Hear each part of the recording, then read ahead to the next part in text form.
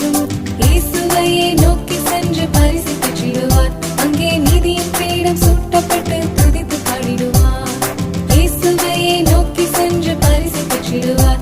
அங்கே நீதியின் கிரீடம் சூட்டப்பட்டு துதித்து பாடிடுவார்.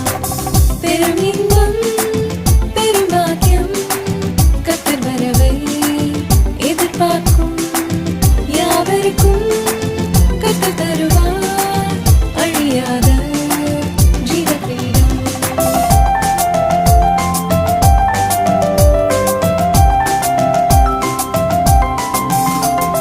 இயேசுவின் இரத்தத்தினாலே கழுவப்பட்டவர் நாமும், இயேசுவின் நாமத்தினாலே முத்தரிக்கப்பட்ட நாமும், இயேசுவின் வருகை சமீபமே எதிர்பார்ப்புடன் காத்திருப்போம்.